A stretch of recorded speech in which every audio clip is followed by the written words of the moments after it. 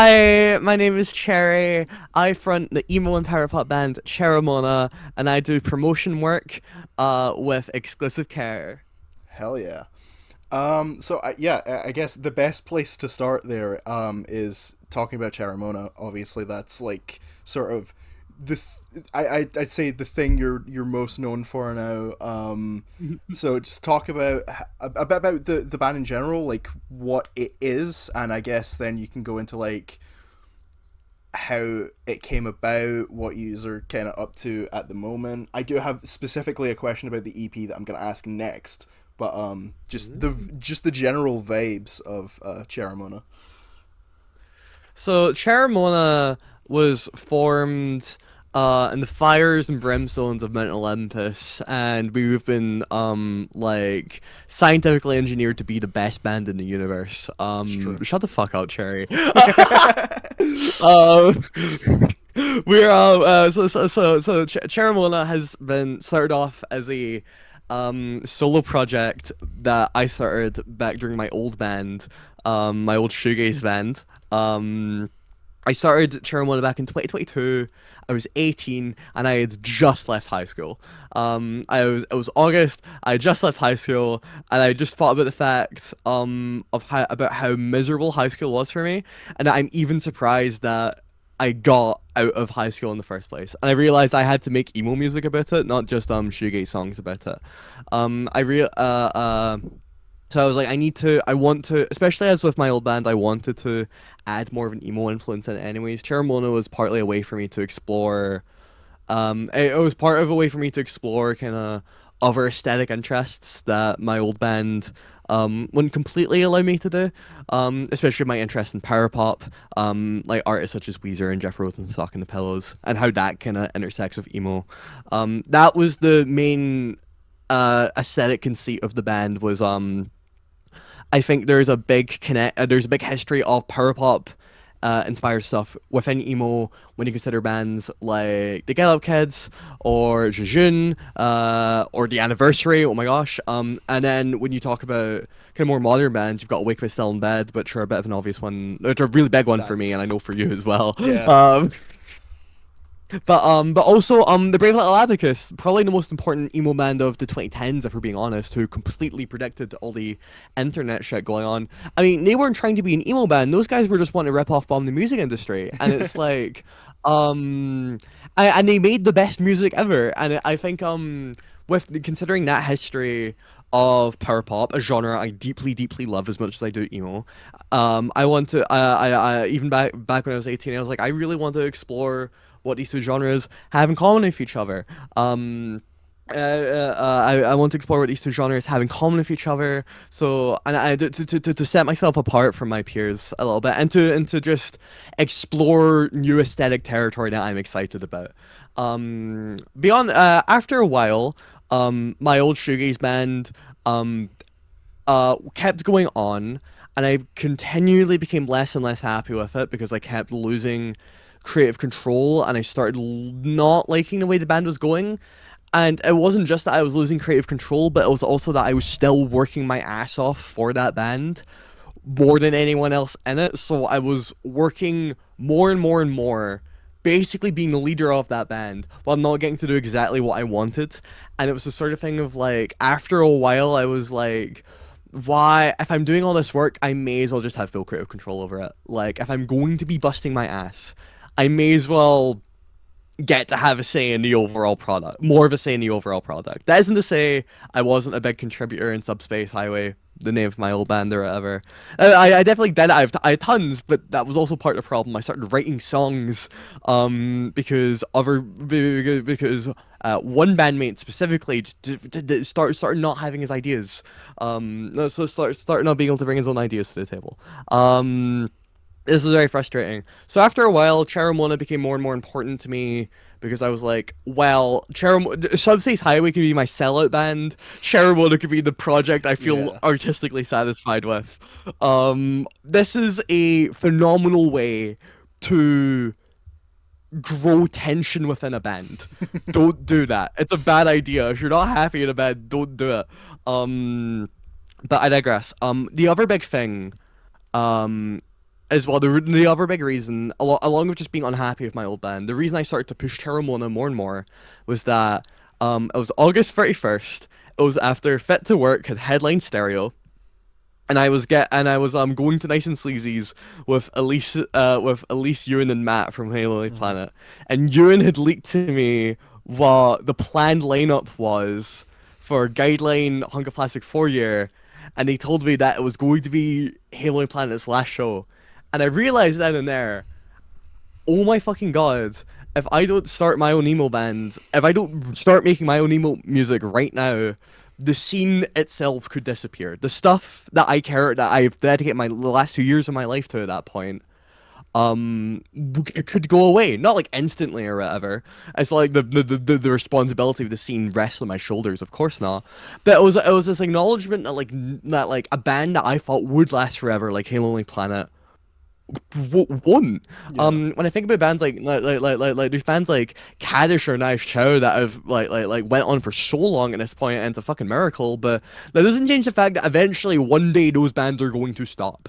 And I realize that if I don't start contributing more directly to this music that I love, the scene's gonna wither away. So it was of all that context that want to explore that want to explore power pop and emo as an aesthetic, that want to feel more fulfilled in the music I was making, and my desire to contribute and give back to a scene that changed my life.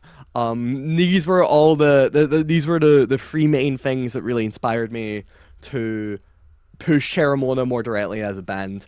And we played our first show at that Guideline All Dare, and Subspace didn't play their last show at that All Dare. And then tons of shit that I don't need to talk about happened. Yeah. From then on, Cheramona has had multiple lineup changes, and it's essentially been a solo project that I bring my closest friends and artists I trust the most into.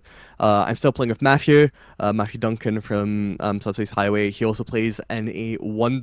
He's currently doing tons of work for Ochre, a phenomenal Glasgow post-hardcore, as well as his own shoegaze band Sherbet Starshine. They're like my favorite My shoegaze band goats. about. They're the best. They actually are the fucking goats. Honestly, the getting to hear all the fucking masters that Jamie from Colnez is working on in the car. I get spoiled, girl. I can't Speaking grab speaking it. of Dundee, Oh, sorry. I can't grab it because it's away over there. I have my tape rack there, and on there I have both the Subspace Highway EP and a Sherbert Starshine tape as well.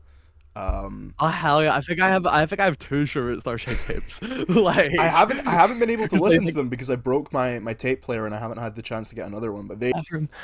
Yeah, Sherbet Starshine. Yeah, they're the best. Matthew, my friend Matthew, and my bandmate Matthew plays in that band. Beyond that, speaking of Dundee and shoegaze, Heather Hook from that's Ice my Rink, she that those plays. are my fucking That goats. my That's the god. band, the band. I fucking love Ice Rink. Ice Rink are the fucking I think best. I find an excuse to talk about Ice Rink with every interview I do. I've done it with I'm pretty sure I think I talked about it in my very first interview when Business Rat used to be Scott Sound. I interviewed Ewan from Halo Only Planet at the time, and then uh, Clownzilla and stuff. And I'm sure I talked about Ice Rink there, and I know for a fact I must have talked about it in the first two episodes of the show with Kira and Saul. Speaking of Kira, Yeah, and then lastly, yeah, their second guitarist as of not even a year, yeah, back in September 2025, we got Kira Cadover from Kira Cadover Trio fame to play guitar in Cheramona. She's like the best guitarist I know, and also does her own incredible deep dives into power pop and emo. Oh my gosh, right. But yeah, Kira Cadover. The work she does is fantastic, incredible, and she's a massive contributor to the band. Getting to have a second guitarist in the band has let me open up my songwriting in very exciting ways. I get to play around a lot more with like the counterpoint stuff you hear in Midwest emo a lot more, and I get to write kind of more full sounding chord progressions by not having to write. I don't need to play massive full open chords all yeah, the time. I can like play more limited intervals and have Kira kind of fill out the rest of the sound. It kind of creates more of like a title fight kind of thing, which is something and I think the interplay between two guitars is a big part of music that I'm inspired by. So yeah, that's Cheramona. We've been going on strong for about a year now. We've done a few cool shows like opening up for this no name emo band Weather Day, who no one even likes. Still I can't don't believe I think missed that. like. We're playing Thursday. This- I'm gonna be working. It's unfortunate. I have like like I no would quit my money job either. to see Weather Day. I would I quit my job to go see There Weather are Day. I've got certain a cheap bands list. I would quit my job to go see live. I do like Weather Day. I don't know quite enough to quit my job over it, but there's a few That's fair bands enough. where I've like considered skipping work to go. A few gigs that I've considered skipping work to go see, and one of which being the Guideline and Hunk of Plastic 4 year gigs. I finally managed to go to the 5 year ones last year. Those were great. Um, 5 year, yeah, five year was a mental time for me. It was such a good show. That all there especially was next level. Um, but fucking yeah, met so many cool people. Got to meet like the Vote for Pedro guys proper, and got to talk to the Dog Saints folks and stuff too. It was yeah. Oh, and Gadish headline that, yeah. Um, Still never yeah. played As Long as Your Um, Life is Long. I'm gonna go. I'm gonna keep seeing that band live as many times as I can. But if I never get to hear them play As Long as Your Life is Long in my lifetime, I don't think I'll be able to die happy. I fucking love that They song. played like they played like End as an Aim, I think, at that 5 year show, and it was like they're playing like every song adjacent to Yeah, As Long as Your Life is Long, and it's like it's like the best song of that album as well. I am gonna. There Um, is gonna be a question later about what things excite you about DIY music in the future. One band that played that all there that I haven't been able to see them since because I haven't gone to any gigs since. But I really like. They put out a song like a demo last year that I really loved. But it's Faking Pretty. Faking Pretty were phenomenal that oh, night. They were great. they've gotten so much better, honestly. Faking Pride, I think, are a very important band within our scene because since like Halo Planet broke up, there's not been a lot of like wee guy bands. You know, there's not been a lot of like bands with like really young people, like really young, Yeah, like people in like around hovering around 18. And well, I don't think it's bad to be doing DIY music like late into your 20s or 30s even. I no, mean, again, like, we're talking about Kaddish and stuff, yeah, and I mean, I love Jeff Rosenstock. Jeff Rosenstock's like old enough to be my dad. I think there's a long tradition of people doing DIY music late into their lives and having it not be a phase, and it's very important. But at the same time, though, having new people kind of come into the scene and stuff continually is really important. So it's yeah, great seeing a band like Faking Pretty be made, get made out of so many people who are newer to the scene, as well as like having Sam Studded yeah, Turtle, who's been going to shows longer than I fucking have. Like finally get to start a really good band.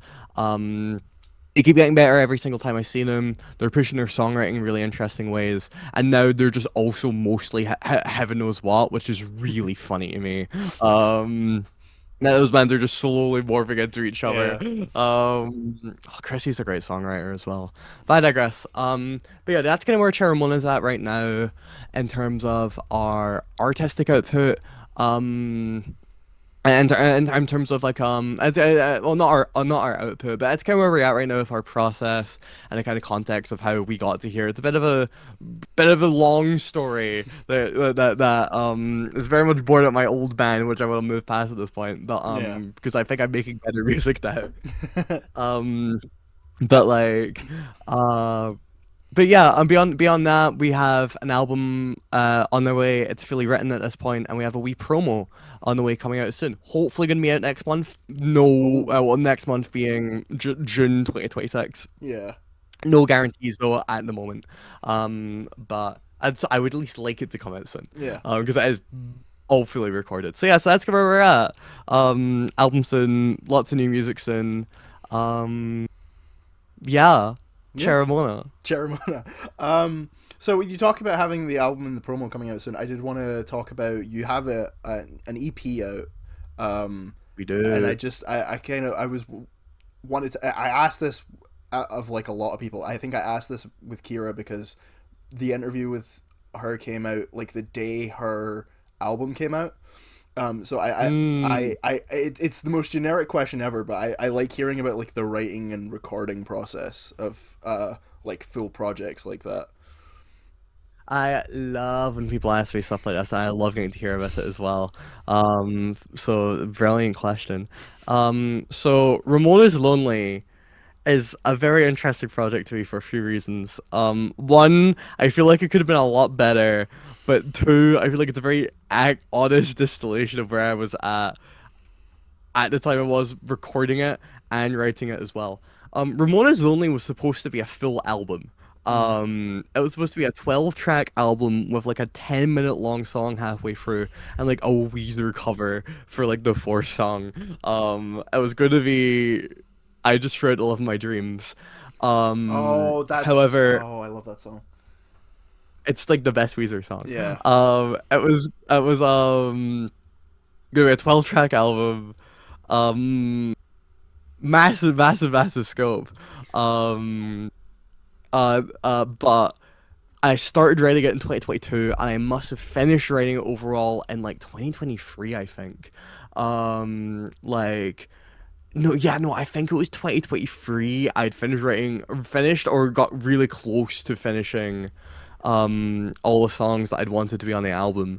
Um, yeah, all 12 of them. Jesus. Um, However, round about the time of 2024, when I was still working on it and still trying to make the recording happen, I was trying to program drums in my room and stuff. Well, not being a drummer, I was trying to do the whole thing by myself, and it wasn't working. Yeah. Um, and it really wasn't working. And after a while, I got very miserable working on these songs, so I just decided, and also, I started writing songs. I started writing some songs that have ended up on our actual first album. Um, no, that's solidified. I started writing songs round about that while Ramona's Lonely was still being in the process of being rehearsed and recorded. And I realized I cannot be fucked with Ramona's Lonely anymore. I just need to get it out there so I can move on. Uh, so I got a band together. We rehearsed it. We recorded the drums in Audio Lounge. I recorded the guitars in my house, in my bedroom. Did the vocals in my bedroom, and then we released it. Yeah.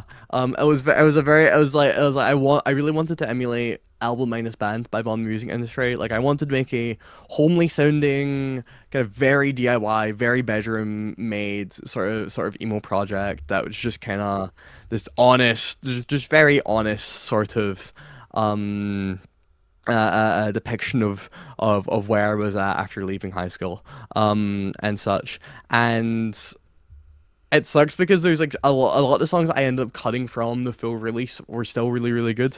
There's a song I wrote called I Smoked with the Flatwoods Monster that I think you would love because it's just proper like Phil Elfram worship. Yeah. Like, it's like I still want to. There's a project I do have in mind that I want to use it for. But there's a lot of songs I ended up cutting, including the really long one. It was called Self-Loathing Mission Statement, and it was miserable for me to work on for hopefully obvious reasons because I'm just writing about how I hate myself, and I'm like, even just like writing the guitar riffs for it, I spent like 3 days straight writing it, and I was just like, this sucks.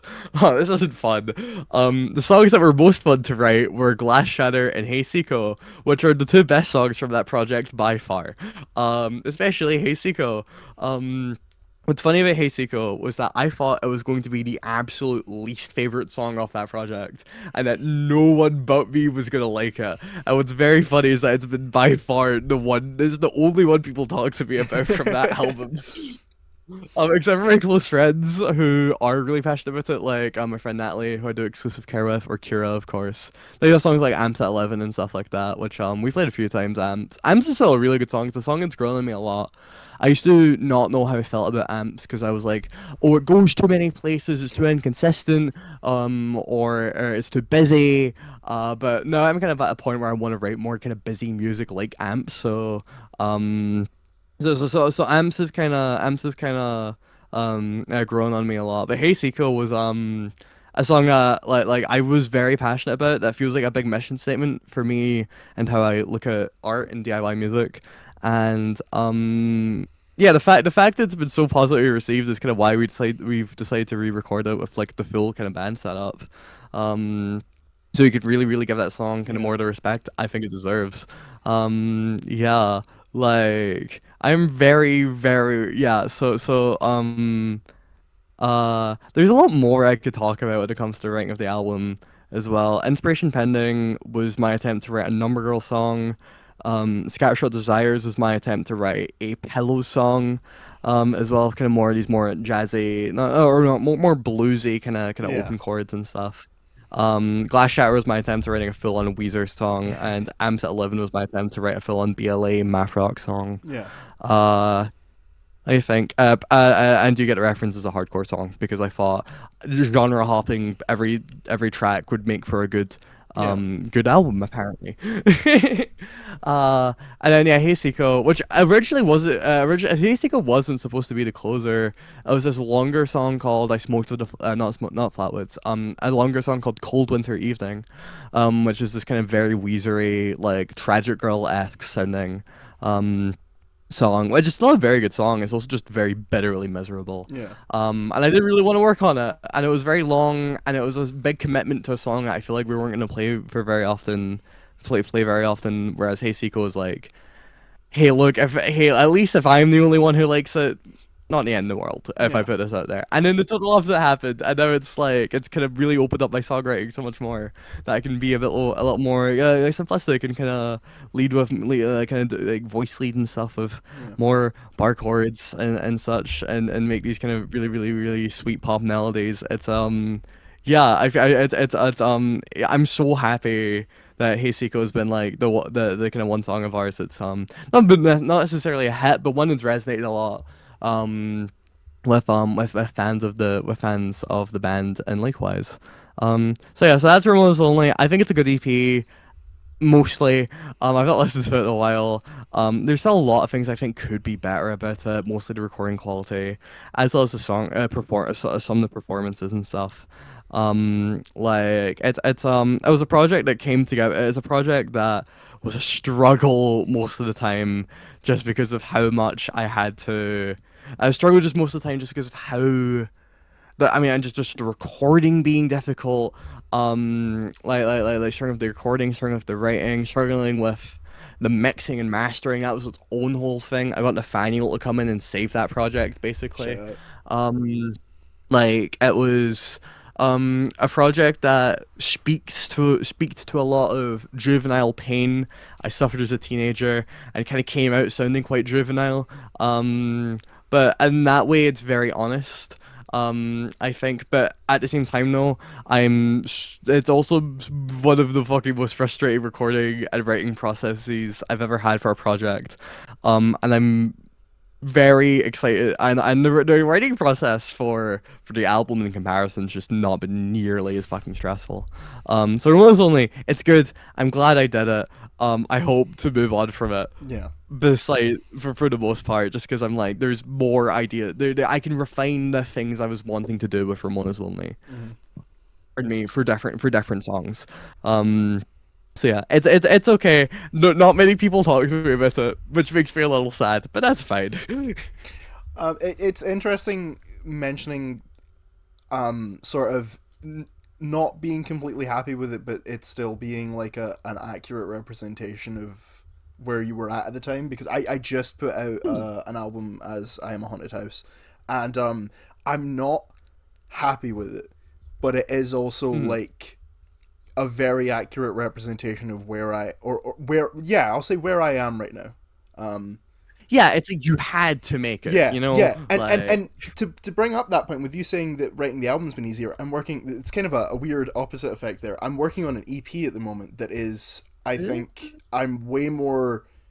It's been easier to record, and I'm way more. Um, what's the word I'm looking for? I'm happier with how these songs are coming out. And the whole genre hopping thing as well, because that whole album I put out was mostly it was like a mix of ambient and like outsider folk stuff, and then what I'm doing now is mm, like kind of folktronica type stuff, sort of I see, I see. verging into sort of like I'm not gonna say hip hop because that makes me sound cringe because I'm like, look at me. But I think it's fair. Yeah, you're right. I might as hell, but like I have also started to take more of like a hip hop influence in my art, and it's not hard to. It's not hard to like. I mean, like I used to make shoegaze and stuff like that. That stuff is like super inspired by hip hop and electronic music. It's not weird to take inspiration from hip yeah, hop. It's just weird to be a white rapper. Like there's a yeah. difference. If you um, start spitting bars, I'm gonna, there is no you know. rapping on the next I Am a Haunted House EP. I'm putting that out. There's no rapping. Nah, you need to go full Dax or fucking Eminem on that. Like fucking. um, No, wait, no, fuck that. Go full boy in a band. oh no, absolutely not. Absolutely not. I was never taught what laws there are. Uh, Oh my god. next I Am a Haunted House EP is a Dan Bull tribute album. Um, Dan Bill! Oh my god, fucking Dan Bill! That's funny. it's also kind of Fucking JT. Yeah. it's kind of funny with you mentioning Phil Elverum earlier because so for a while I'm a Haunted House was going to be a band. I still want it to be a band, but Kira was actually meant to Hmm. join, and then I remember she was talking to us. we thought about starting another band, and the exact way she described what she wanted that band to be was, I think the exact wording was, I want the band to sound like the moon by the Microphones. That was like the exact way she described it, Mm. and I still really want to do that. I think that would be incredible. Oh god, Weirdly please do. enough, That'd be awesome. even like I think a lot. I'm not as into, not because I don't like it, but because I just haven't listened to enough of it. I'm not as into a lot of Phil Overham stuff as I think people think I am. I like everything I've heard from him. I just haven't sat down to listen to much yet. Um, I mean, I think it's also partly a thing where it's like where people think like indie folk or lo-fi folk, and they immediately think, oh, like the Microphones, and it's like, well, there's a whole genre that fell over and was working yeah, within. He's very good at it. It reminds me of like I was rewatching like some of Fantano, Anthony Fantano's videos on emo, and he brings up Phil Overham tons in his fucking like Weather Day Come In review, and it's like, I mean. I guess it sounds kind of like Fell Over Room, but it's as much sounding like Free Cheers era My Chemical Romance as it does the Microphones, and it's like I think it's like people definitely just have a habit of just being like typecasting indie folk as just being kind of Microphones adjacent stuff when it's like I'm not even that familiar with the genre myself, so I can't really speak much to what else there is, but I'd imagine that you have more yeah. influences outside I'd of say like like what eerie and shit. the biggest impacts that have been had on I Am a Haunted House are like early Bon Iver, Sufjan Stevens, Phoebe Bridgers, and then like really early King Creosote when he was still doing cool shit with drum loops. Ooh, Before he hell lost his yeah. mind and started talking about chemtrails live on stage. He's a weird guy. I only found out about that Jesus. a few weeks ago. It's fucked up. He made like my favorite album ever. But yeah, he's a weird guy. He's from Oh, have Fife. I been there with fucking Weezer's Pinkerton? Jesus Oh. Christ. I remember once. I'm not gonna like go delve into it. I'm not gonna name names, not because I disagree with it, but because they just might not want me to mention it. But there was someone in the scene, like a very prominent person, and we were talking about Pinkerton once in a Discord server, and they had a very good point that a lot of people hate Pinkerton because it reflects parts of themselves that they don't like. And I think that's a good point. I'm not saying that it makes Pinkerton like completely devoid of criticism, but I think it's an interesting way to look at it. Um, I think no, I think shit like that. I've been thinking about Pinkerton like this since I was like 15. So like I have lots of opinions about Pinkerton. As an album, it used to be my favorite album. It's not anymore because I've listened to Jeff Rosenstock now. But like but Pinkerton is has been a massive influence on all the early Cheramona stuff. And I very much do believe album one is the Cheramona album one is very much in dialogue with Pinkerton. I think at least aesthetically. mm, But I think the thing is that like people, what the reason that I feel like that. people's very well-meaning criticisms of Pinkerton kind of fall short. Like, cause yeah, it is violently racist and misogynistic, but it is also honest. It is speaking to a real experience, like a bad experience, but it does reveal something very nasty about the kinds of genres that we like to partake in and the kinds of people that it does attract. To act like that, like even though like Rivers himself has said that it's not meant to be some sort of criticism, it's mostly just him just being just spewing his guts and being really really honest about how he feels. Um, it still doesn't change the fact that it's like it's a lot. It's like H Bomber guy made a very similar point about Control Alt Delete. I was gonna bring that up, but I thought maybe I was being a bit too cringe. But you've brought it up, No, no, so no, no, no. I love that video. I think it's it's so one of my good. favorite pieces of criticism ever. Because it's because he brings that up. He uses because he says Control Alt Delete is very. It's like people hate it because it's honest about what gamer culture actually is like, and he you compares it to The Room and saying it's an honest depiction of why of how men fucking abuse and manipulate the women they date. I think the room is like this like is I think the room's a fucking awesome film. I think it's this like Satoshi Kon-esque horror film. Like when you consider give it this perspective. Hold on. I need to. Hold on. Oh, let's go. Sorry, I just feel the need to do this purely because you mentioned Satoshi Kon. Oh, he's the best. Yeah, let's go. Fuck it. I mean, hey, look, I guess it's like, hey, look, I get excited over my favorite directors too. It's weird. A lot of the directors that I'm most passionate about are directors that I'm like, uh, that like I don't actually have tons of nice things to say about. Like I'm very familiar with the Hayao Miyazaki filmography, but I also fully believe he has like he has like two or three great films, and then everything is either fine or bordering on. This makes me very annoyed. The Castle of Cagliostro was a miles better film than Spirited Away. Just to be See. To be fair, the only two films of his I've seen are Spirited Away and Princess Mononoke, and Spirited Away is one of my favorite films. But I think it's a very well directed film, and I love its ending. It's definitely got a lot going for it. yeah, no, if I had seen more, it But would maybe change. It would maybe change the way I see things. But they're the only two you films gotta I've watch Castle seen. of Cagliostro, though. You Want gotta to. watch Castle of I really Cagliostro. do. A lot of the Lupin stuff, like that one especially, but the one from a few years back, the 3D animated The one 3D looks animated really one, good. yeah.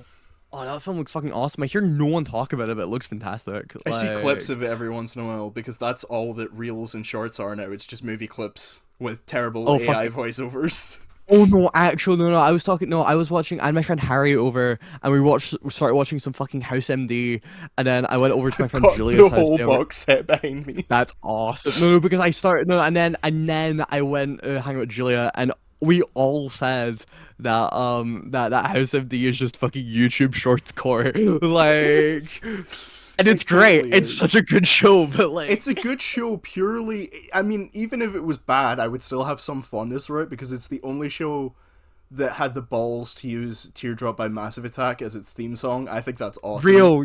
I love No, that song. I need to get more into fucking trip hop and shit. I mean, the first album I ever like really fell in love with was like Demon Days Gorillas. And Yeah, I still would exactly the prefer same here. Yeah, like Trip Hop Gorillas is still my favorite era of Gorillas by far. Like, I don't get why they're so stuck on the synth pop shit. It's like you're not going to do it better than Plastic Beach. That's like you Yeah. made the best synth pop album. Do something else, please. To be fair, their new album was really good. Actually, I really liked that Oh, one. their album is great. No, no, yeah, I no, didn't they have like some really good Cracker stuff on it. Island, but the new album is good. I literally have not even finished listening to Cracker Island. That Don't album's so bother. fucking boring. The title track is great. That was like some like really Yeah, like yeah. Demon Days era shit. Thundercat Carriage. Song Machine has lots of really good songs. Song Machine is The great. one the one with Peter Hook is like one of my favorites as well, for Desolate is sure. still like one of my favorite Gorillaz Oh, songs. fucking Desolate. Oh my god. Fuck. Um. Oh, Desolate. I forgot. I always forget how fucking good Desolate is until I It's hear it great. again, and I'm like, I but oh understand my why gosh, Aries is like the big song off of that album, but Desolate, I we're, love that song. I mean, Momentary Bliss was like my song of the summer that year. So like, Yeah, I loved that song. oh man, Slow Tie, fucking what a guy, what a character.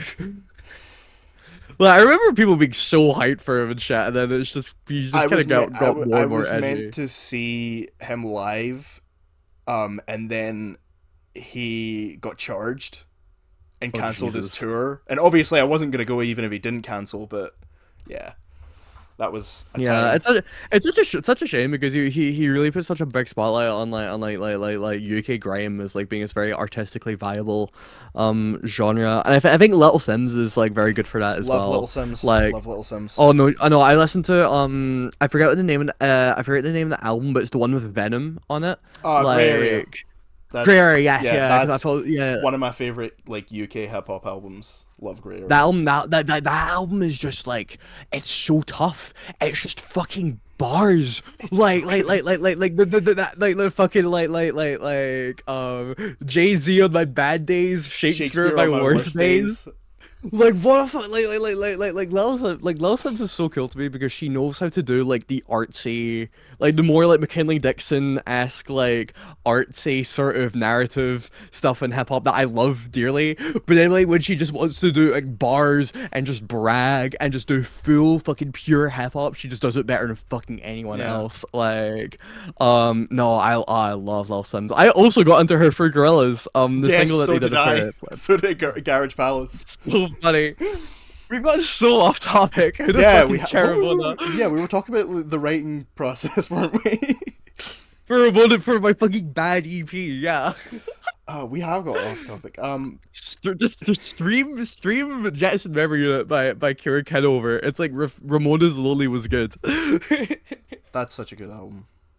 So great. I can't believe she doesn't like it sometimes. I'm like, girl, come the fuck on. Like you made the project of the year in our Yeah, scene. it's up Like there. it really fucking is. There's not been a lot, there's a lot of exciting stuff that's in the works right now, but there's not been like tons of big releases this year for our scene. Um, except for fucking like JMU, like which is like I mean that's like her big introduction to the scene and stuff. Even beyond and Cheramona and stuff. Let's ask another question. I think that would be a sensible use of our time. The So, next thing I was gonna ask about was exclusive care. Because I think you're not actually. I was gonna say I think you're the first person I've had on the show that's like does promotion, but Saul does. But I think what you do mhm. is quite different from what Saul does in terms of like your what you're aiming for and what your goals are with Ah, exclusive exactly. Like care. Saul puts a show on every now and then, like to help his project out. Whereas, like, I want exclusive care very much to be its own thing. Like it's its own project that's congruent with Cheramona, rather than just being the way to get Cheramona on more bills, which is definitely how it started with me and Christy being like, we wanted to put our bands on more bills, because we feel like we were getting booked a lot. Thankfully, that's starting to change for Cheramona a bit since we're getting. I mean, we got asked to play like 3 shows this month. We've done all 3, so which has been very exciting, very exciting, very good. Because I used to get really in my own head. I used to get really in my own head about it. I'm like, fuck, no one likes Cheramona. No one's coming to our shows, and no one's booking us, whatever. Which I'm less over. I'm more over now. Because I'm like, nah, LP1's gonna be the fucking best thing ever. um, uh, and it's still really early days for Cheramona, and the fact we've like, gotten as far as we have in like only about a year of playing shows is, I think, very emblematic of the fact where we have something going strong here. But yeah, Yeah. exclusive care. So exclusive care, I started with Christy from Heaven Knows What, and it was our we wanted to basically do a promotion and be able to try and platform and highlight, try and platform and make more of a space for trans artists within our space. Um, and a big motivation for me with exclusive care was that back in 2023, and for a lot of parts of 2024 as well, I remember going to shows. And I feel like a lot of the time, I remember thinking, I'm like the only trans woman here. Like, even if I was around people that I knew, and I liked, I would still feel this sense of detachment because I'm like, fuck, everyone else is even though like there's it's always been a very openly queer, very openly neurodivergent space. Um, there's not been a lot of other there wasn't a lot of other trans women at shows until I started going to shows and I started trying to get as many of them to come to shows as possible. So for me, exclusive care has been an exercise, and I want to I want to include trans women more in DIY in any way I can. And this doesn't just mean like putting trans women on shows. It also means like making an environment that trans women would want to participate in and put bands on that trans women would want to see. So like for example, when we put on we brought up Lexi, who does 0121, you know, 0121 queercore down in like Birmingham and stuff. No, I think she's from Bristol. Apologies if I got that wrong. But she's from more down south than here. Um, and when I got her up, her band up, Misgendered, who are like the best fucking beatdown band ever. When I got her band up to Glasgow, I was like, well, I could put I think it was either an all queer or mostly queer lineup, but I didn't want to try and force but I think the thing is that I was more concerned of like I want to build the best lineup I can. So it was like I got Test of Patience a headline. We put All My Life Needed on. I didn't want to get fit to work the headline, but we didn't couldn't make that work unfortunately. But like I wanted to put on like a really good bill first, and put on a really good bill first, and then um I guess have direct representation be a bit of a secondary priority, I guess. Because my thing is that for when it comes to a good quality bill like that, it's really exciting. Here's the thing. Trans women. We listen to more bands and artists that are than just other trans women and stuff. We have very diverse music tastes and such. And I don't think as many people would have come to that show if the lineup didn't have like such a fucking killer band like Testifications on the headliner or on My Life Needed for that matter as well. Like for me it was such a big thing of like making a lineup that has bands that trans women are excited about like artistically as well, I think. So I feel like that there are some promoters that are very identity first based, where the artistry of a lineup kind of is secondary to just pure optics, purely representing people. And well, there is a lot of value in pure material representation. For me, I think that we would have done a disservice to Misgendered if Cheramona, for example, was on that lineup. That would be doing a disservice to Misgendered. I want to give them a lineup that was sick as fuck, where it's like a moshy hardcore lineup where people are beating the fuck out of each other, because that's the kind of music Misgender makes, Yeah. is music to beat the fuck out of each other to. And like I have never seen Ewan McCusker more in their fucking element in my life. Like you, it was like fucking like hardcore Christmas for Ewan during that set. Ewan always goes hard in the pit, but this was some like proper like unfest shit Ewan was doing. It was awesome. I was laughing my ass off for the entirety of his gender set because of how fucking heavy all their fucking breakdowns were. I love that band, but yeah, I feel like I would have done a disservice to Misgendered if I had only put on bands that shared an identity with them rather than shared stylistic and artistic inspirations and Yeah. qualities. For me, this is representation. This is also sympathizing with artists and stuff. It's to we is to if we want to highlight a specific band, we want to build a lineup that will that is in full support and pursuit of their own artistic pursuits. This is the most important thing for exclusive care, is being able to represent marginalized people and trans people within our space, but doing so in a way that deeply respects the art that they do. And because because to me DIY is about art, it is about expression. And a big part of representation, I've been thinking about this a ton today, but a massive part of representation isn't just like listing numbers, or just listing off numbers of like how many like trans artists you listen to or whatever. It's like actually giving a fuck about what the trans artists are saying, what they're saying in depth, and critically evaluating them, I think, to explore the ideas and the aesthetics and pursuits that they're wanting to explore. Like I want exclusive care to highlight artists in that way. That's kind of the core philosophical core of exclusive care. Beyond that, yeah. So that's the main thing we do. We put just a fucking really good shows on. Like I think every exclusive care show has went really, really well. So far for the most part, even though they've been extremely stressful, so they've been at times extremely stressful. Now I've got a few more girls helping me out with stuff now. My friends Julia and Natalie, who've been coming to shows for forever at this point. Um, and they're doing extremely good work with exclusive care and have made running shows infinitely less stressful, and it's to the point where like I can actually enjoy the really fun lineups I'm putting on, because that's also another thing with exclusive care. I want to put lineups on that I would want to go to. Yeah. Like I want to book Test of Patience because they're like my favorite Glasgow hardcore band, you know, They were like one of the first bands I really got into when I was getting into the scene. I still haven't had a chance to see them live. It's been like nearly fuck. 3 years, I think. Whenever they They put can, out their demo, I think it was the end of 2023. yeah, Um, no, that's when it and was. I Oh, that's such still haven't oh. had a chance to see them. I kick myself every time I miss one of their gigs because they're so fucking It's sick. so it's so fucking hype when they play any songs off that. It's like, fuck, it's just the real shit now. Fucking seeing it. I remember seeing them at like Killing Me Softly with like a proper like GHC crowd, and the fucking way people were jumping up and down for that shit was so hard. Um, but yeah, with exclusive care, I want to very much make push for representation, but in a way that highlights the art and really centers the art, because to me that is to sympathize and to empathize and to see marginalized people as more as human.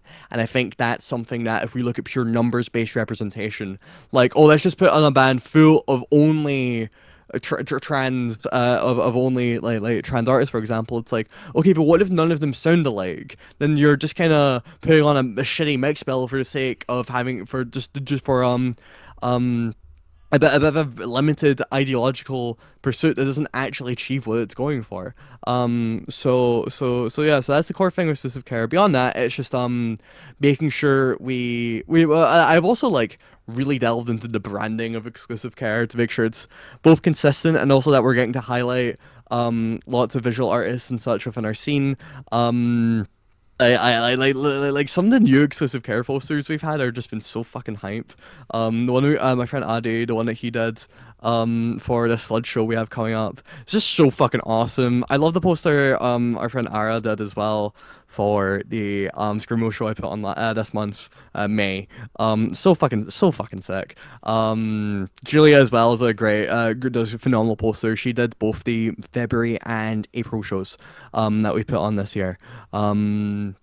Like so strong branding that gets to highlight art a wide array of artists within our space is another key thing as well that I'm very passionate about with exclusive care. Is there anything else? Yeah, we just put on good shows that the bands like to play, because every single time we've put a band on, they've just told me it's like how fucking like well respected they feel and how much they've enjoyed getting to play a lineup. Which for a band, for an artist myself, is like exactly what I want, because I want to be able to respect the time and effort of the artists who I'm wanting to book and such. So yeah, so that's exclusive care. We have kind of ended up filling out a lot of the space that Guideline and Forget Everything have kind of left, because not only those guys are like quit putting shows on or whatever, but they've definitely slowed down quite a lot. Yeah. As like as the central emo promoters. Like so exclusive care is like, since we've been so consistent this year, um like we've kind of ended up like creating lots of been a very core part of the scene this year, which has made me very very grateful, because it's back to that Cheramona, it's back to that thing of like why I started Cheramona, of like I want to give back to the scene. I want to give back to the people that have um have given me the space to be myself and get and really realize who I want to be as both an artist and a person, and I want to contribute to that. I want to ensure it goes on for as long as it can. And I feel like I've done a very good job with that with exclusive care, because every time we put a show on, we're just talking about how fucking we're talking just constantly about how fucking just how many new people and shit keep showing up, and how we don't recognize fucking anyone anymore, and it's like really cool, because it's new people keep coming, it's a sign of a healthy scene. Yeah. um So it was the same thing at Algae Bloom last night as well. There's so many new people there. Like it was really really cool. So exclusive care is my way of giving back to the emo scene that has so far defined my late teens and early 20s. I want to be a core part of this community and to ensure that it goes on for as long as it can. And by getting to highlight key marginalized artists who are doing really special, fantastic work, and getting to humanize and showcase why the artistry of our work is so important. I think that's a good note to add. Yeah, that's my slurry of thoughts on exclusive care as is right now. Is I think I've only managed to catch one exclusive care gig so far, and it was the fundraiser one from, was it Yes, it was October? October last year. October, yeah. Yes. And it's funny because I was actually, you might remember, I think I mentioned it to you. I was meant to be seeing another band that night. I was meant to go see a band called Yahweh Nailgun. I think it was Garage.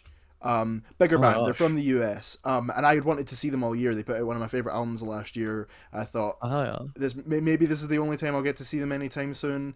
And I was meant to go, and I ended up dropping it so that I could go to the exclusive Kira gig because I think at the time I still hadn't seen Cheramona or anything, and it was Oh Kira's my gosh. first gig. It And was. I went, Yeah. and it's one of the best times I've ever had at a gig before.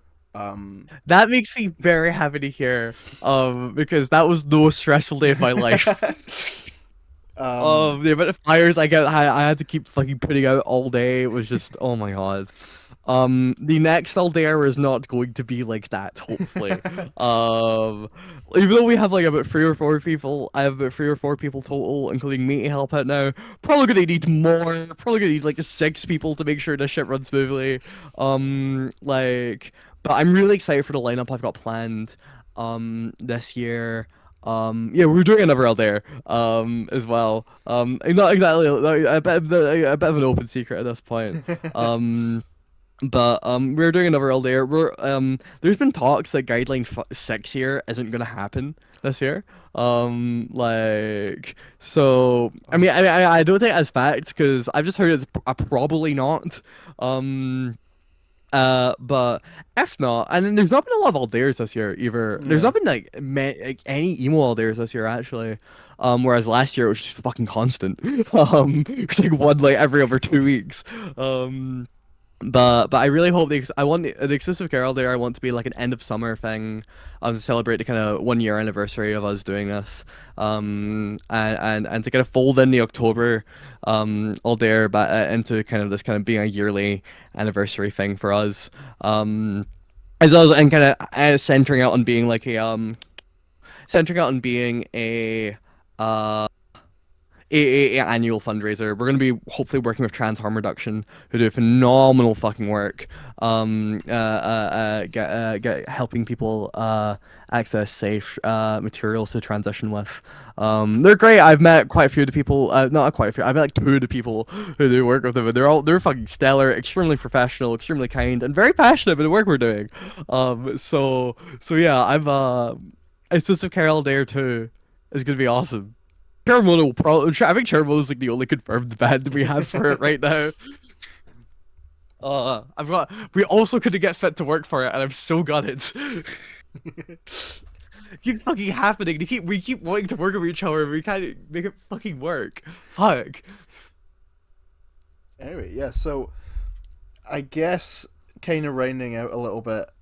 I'll do this. I'll do both of these questions as one because it might end up being a long answer. It was a lot. I think nearly half of the interview I did with Kira was these questions, or well, was All this I've given is question. long. All I've given are long answers today, girl. Like, have fun fucking editing this piece of shit. I try to do. There is some stuff I'm gonna have to do with this one. Obviously, some stuff I'm gonna cut about. But I do try to do like minimal editing with these interviews, mostly because I want to keep Mm. people's context intact. I don't want people thinking that I'm Ah. like cutting their words out of context. Um, Wow, Cherry just said she hates Killsville. Oh my god. thinks Coolsville sucks. But yeah, no. So it's. I'm gonna combine them both into one question, even though it's 2 questions. What excites you most about the DIY scene? Not just here, but like across the world, if you have thoughts on that. And what have you been listening to recently?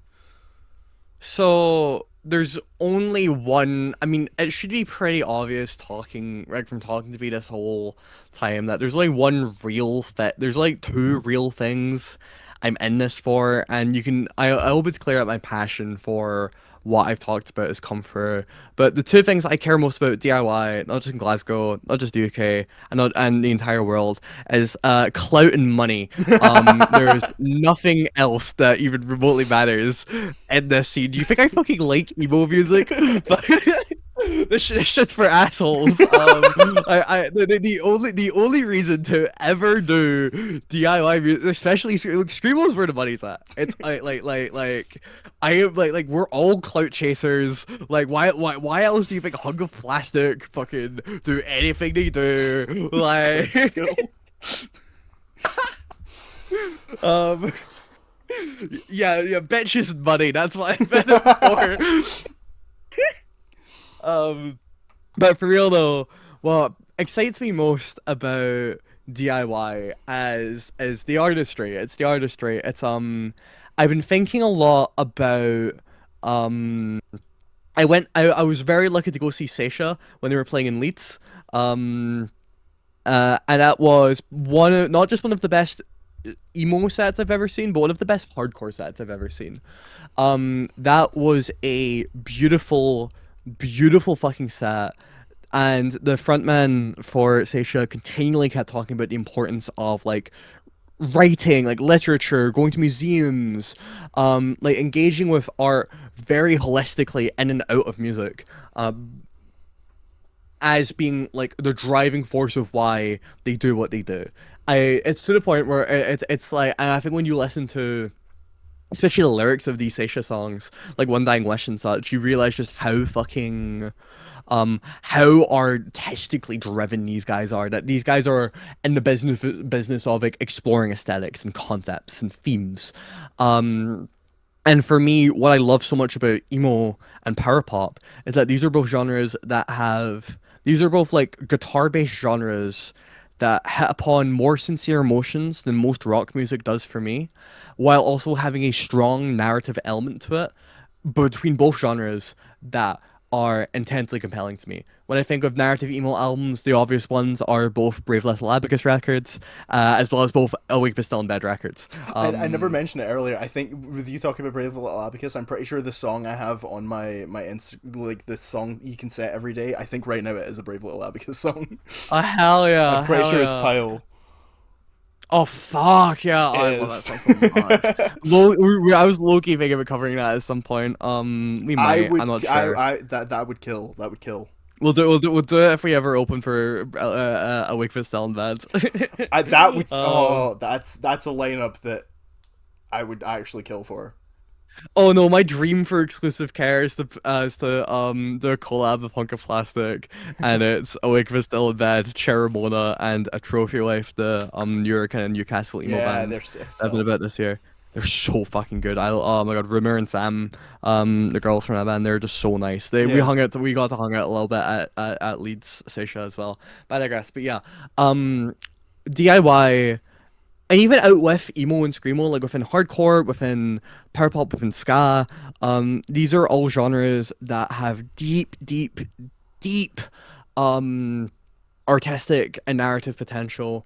And I also think there's a similarity to DIY music as there is to stuff kind of like I think they're the musical equivalent of like genre fiction, of like sci-fi, of like kind of pulp Yeah, novels, that's actually. of anime almost. Like anime, it's I think hardcore and screamo and emo can be circular genres where bands make the same kinds of albums continually, and I think that's a not just I don't think that's just some people like to frame that as being a problem of emo, but I don't think it's not just a part. I think it's not just part of I think it's part of the appeal of emo, and I think it's an actual good thing overall for emo artistically. Um, I think these sorts of comparison. I think the thing is, if we embrace emos, I think if we embrace that DIY is kind of pulpy, is kind of circular. Um, and it has a lot to do in common. Has a lot in common with like kind of low quote unquote lowbrow forms of art like genre fiction. We can realize that there's so much value to be had in these kind of circular kind of mediums and genres, and that we get to explore really interesting and engaging ideas that we don't in kind of more quote unquote literary works that are trying to take themselves a little more seriously, like let me think. Oh, I completely just lost my train of thought. I think Evangelion is a really strong example of like a work of anime, for example, that's so pulpy, that's so circular, that's so nerdy as fucking hell, but has so much to explore, so Yeah. much to say, so much going for it. Oh, I remember what I was gonna say. Hey Seiko is about this. It's about this idea. It's about only being able to find yourself on just the sleaziest, most exploitative piece of shit fucking works of art. Like Pinkerton, for example. Again, it's like, it's bad, it's sleazy as fucking hell, but it speaks to something sincere. Because otherwise we still wouldn't be fucking talking about why we find it interesting, or making music that's directly inspired from it. Like it's not even just that like it speaks to something sincere and like a bad way, and like it speaks to something very negative about masculinity, but it speaks to something true about how we can process our own emotions and how we think of ourselves and how we hate ourselves and stuff. Like the album does capture that feeling of self-loathing very strongly, and while you obviously don't need to be make an album that's racist and misogynistic to do it. You don't need to do that. It still doesn't change the fact that Pinkerton hits upon that aesthetic through its songwriting and production really well. I think a good and maybe a good album to compare it to would be Nirvana's In Utero, which is an album Oh that is yeah. very similar aesthetically, being this kind of like noise rock adjacent popular album. That's also got like a yellow album cover aesthetic, like a beige pale yellow album color aesthetic. Didn't Also they would come like to out in the note same that year or and your O came out in 93, ah Pinkerton came right, out in okay. 96. Yeah. What's funny though is that both Weezer and Nirvana's breakout albums are both blue covers, and then their actual best work is then followed up by a pale yellow album. Rivers is not subtle about being a fucking Nirvana fangirl. But yeah, it's like, but yeah, I bring up in Utero here because and one of the best rock albums in the 90s, easily. Oh my gosh. Yeah. Like I bring that up because that's an example of like, it's an album that has a lot similar concepts to Pinkerton that did inspire Pinkerton, to be fair. That like embodies all of the feelings that Pinkerton's going for, just in a way that's like less prickly and less frustrating. Um, I think another good example would be Jeff Rosenstock's Worry, the actual best album of all time. That album is so Weezery in so many ways, and is such a strong narrative to it. But it doesn't hit upon any of the genuinely bigoted shit that hit upon any of the genuinely bigoted shit that Pinkerton does. Um, like for me, it's if we can appreciate art that is circular, that isn't great all the time, that kind of sucks a little bit, which a lot of hardcore and DIY and emo does. If we can appreciate all this different kinds of art, what it's trying to what it's trying to go for, rather than what we expect of it, we can build a deeper appreciation of art and create more interesting art in the first place.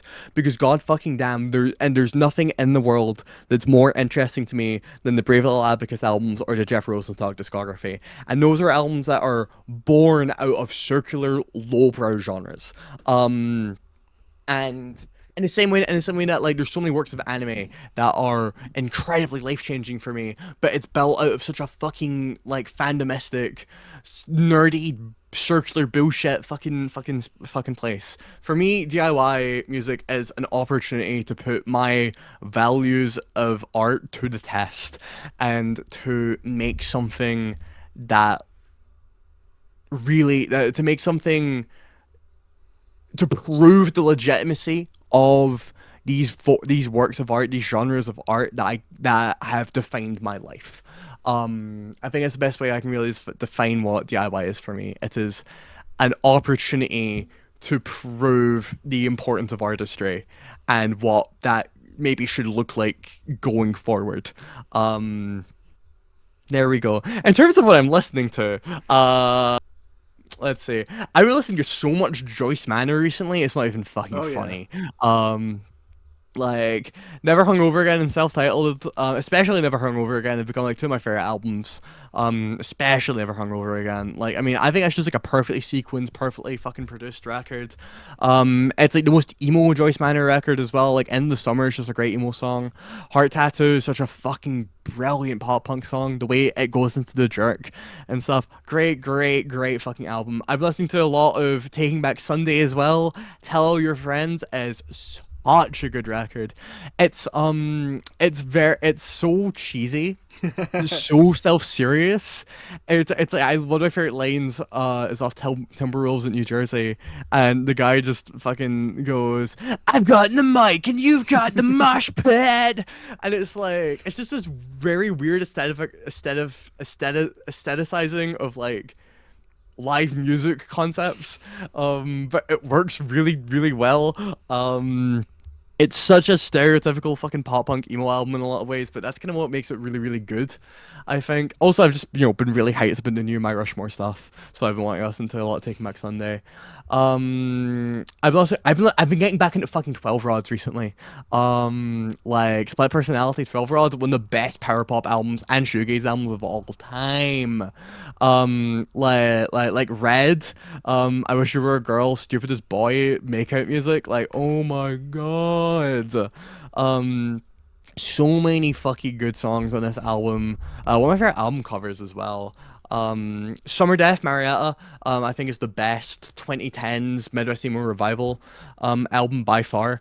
I guess you could maybe include Awake But Still in Bed in that, but they're going for more 90s sounds than Yeah. Marietta really are. But Marietta is like one of these bands I think along with Brave Little Abacus kind of proves the artistic legitimacy of a genre as circular and repetitive as Midwest Emo Revival.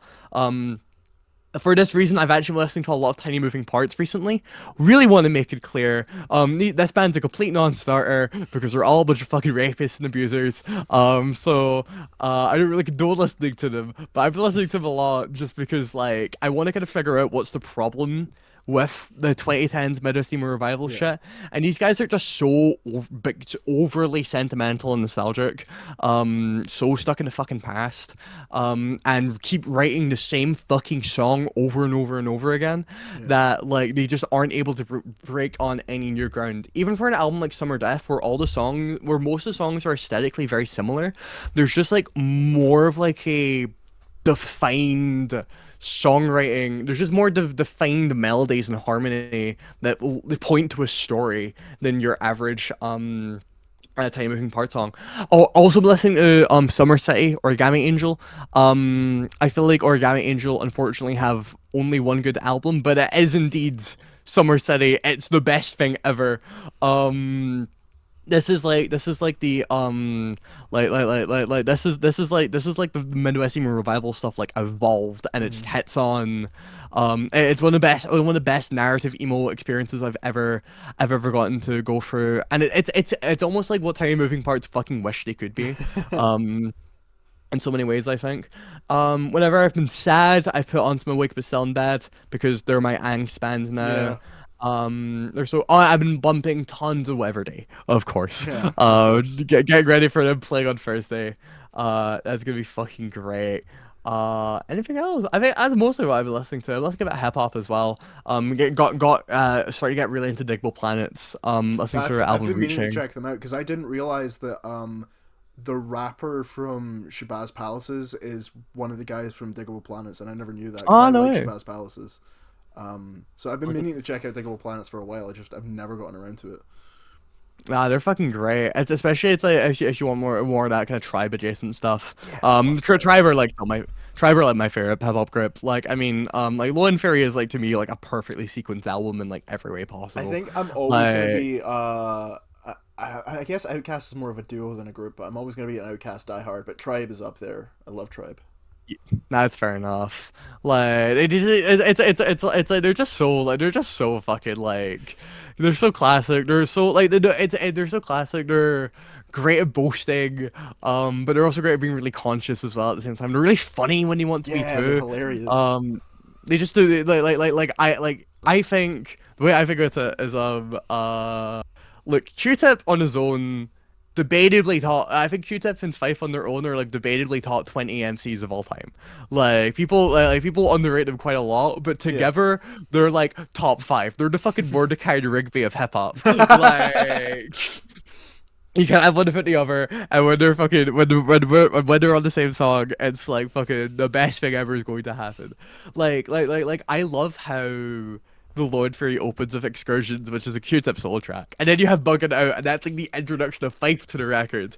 It's like sequence moments like that that make Lord Fury just a perfect, such a incredibly fucking sequence and Fallout record. And also having like Buster Rhymes on the fucking On posse cut at the end. Scenario, Um, that's like such a good song. my probably my favorite Tribe song. I love That's fair Scenario. enough. I love Scenario. Mine is maybe Butter, or it's either Butter or Jazz. I think. Jazz is great. But Busta Rhymes serves as like the fucking final boss on that album. It's fucking great. It's such a fucking smart fucking project. There's just like to perfection. Love that album. Listen to a lot of the Pillows as well lately. They're a Japanese band I really Yeah, adore, yeah. which should be obvious considering my Billy Cooley profile picture. Um, like to actually go tie back into what makes DIY exciting for me, and to talk about more of a direct Cheramona inspiration. I think Philly Cooley is kind of an example of the aesthetic that I want to head upon in my art. And I feel like that the Pillows are a lot like Weezer in the sense of like they are a power pop band who aren't emo, but at their best they hit like an emo band does. Like if you listen to songs like Little Busters, Last Dinosaur, Funny Bunny, Thank You My Twilight. I just listed like their four most popular songs. They have other ones. Beautiful Morning with You, Crazy Sunshine. Like songs like that, and then you can kind of, and when you're kind of put into a show like Fooly Cooly, you kind of get this really bittersweet, really Midwest emo feeling vibe with music that's not really Midwest emo. And I think it kind of suggests, like, for me it suggests more of a direct linkage between this kind of power pop and emo stuff that I'm wanting to find and like my favorite works of anime like Fooly Cooly. So I think that aesthetic linkage is another really important thing that I'm wanting to explore as well. Something interesting is with you saying about getting a kind of emo-y vibe from something that isn't emo. It's not a power pop group at all. I get a really similar thing from Fishmans, however you want to Yes, pronounce it. yes. They have like a really like emo-y kind of vibe, even though I guess dream pop would be the best way to describe their most like popular stuff. Obviously, their older stuff But is like, like dub and also like, reggae, but yeah. I mean, I've only listened to Log Season. I'm a fucking Fishman's Season's larper in incredible. that sense, but it is like the best thing ever. Yeah, At the same time, I listened to like Log Season. Like, I listened to Log Season recently when I was coming home from Leeds. I just had it on the 7 hour bus drive home, and it was fucking awesome. if you haven't Like, heard the song Night Cruising, check that out. That's an incredible song. yeah, no, Fishmans are just and Yeah. obviously fantastic bands. They're fucking, they're so good. They're definitely. I love the really varied instrumentation. That's something I definitely want to kind of do more in future Cheramona stuff for Yeah. fucking sure. I want a synth player so bad. You have no idea. Like, I want fucking, to. oh my god. I've been talking for a while. I do want to expand I'm on it house into a band at some point, and I would like. I don't want to like abandon the folky kind of stuff, but I want it Hmm. to sound more like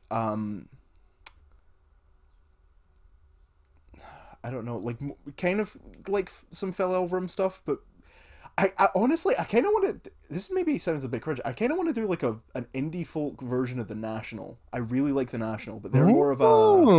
more of like a I don't even know how to like like kind of a chamber pop Not really. I don't know how to describe the National. They're kind of like a soft rock band, which sounds Oh, really shit, but International. I know this band because one of the guys does stuff with Taylor Swift. yeah, Aaron Like Dessner. He yeah. yeah, and the National were on a Taylor Swift song from one of those Mhm. albums. Coincidentally, they are the two best Taylor Swift albums.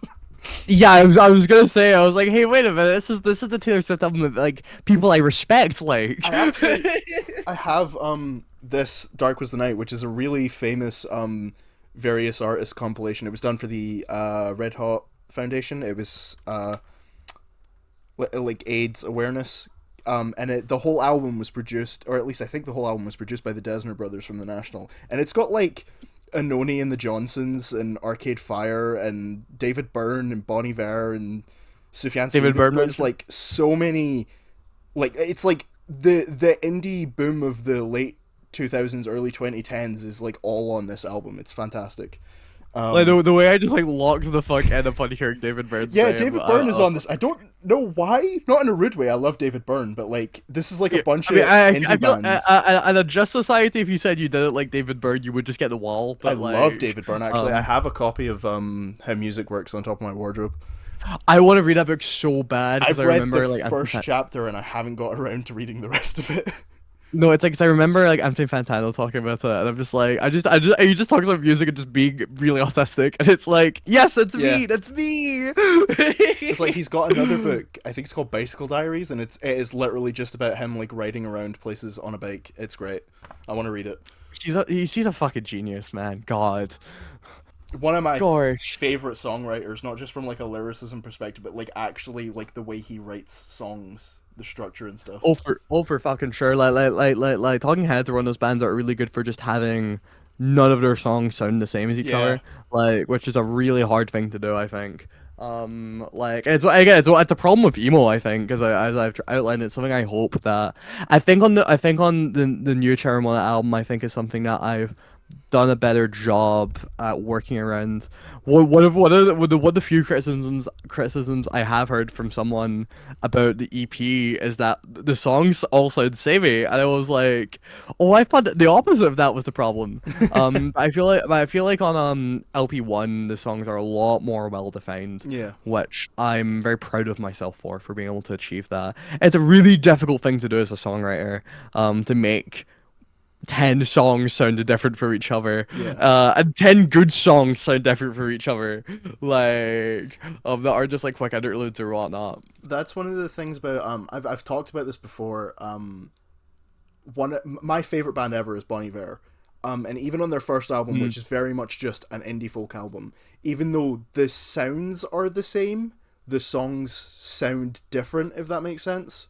Like it's Mm. all really cold guitar and vocals and like occasionally some drums, but every song is distinct. Like you wouldn't mistake one song for another song off of that album, and it's the same on all. Like the further into their discography you go, the weirder they get, the more they play around with like glitch pop and stuff, and then like soul music. So you wouldn't mistake any of their songs for another one of their songs. That's one of the things I love about that band. Hell yeah, that's fucking awesome. I love music. Hot Music is take. awesome. Music, yeah, hot take. Hot, Music is really cool. music is cool, and the only thing better than making music is making money and getting bitches off of music. So I guess to actually finally close out, another question I ask everyone: do you have a closing statement? um do your hormones DIY. True. Music's not the only thing you could do DIY. That give a shit about the people closest to you, and give a shit about their art, and try and empathize with art as much as you can, because the more that you think about the work of other people, the more you humanize the other people themselves. Empathy, even though like being able to sympathize and to care about other people, to be able to love other people is one of the most powerful tools that we have in this world, and it's the part of my work that I'm most passionate about, and it's only one part of a very very large material struggle that we're all currently in. But please give a shit about the other people around you and give a shit about the art they make and think critically about art and why you like it because it can only lead to a world being better if you're going to think more sympathetically about a work. Yeah, perfect. Awesome. That was great. I Okay. did a I did a also the my actual also like the only music also the only good emo artist of all time is Carly Rae Jepsen. That's true. That's a verifiable fact. That's scientifically accurate. It's scientifically accurate.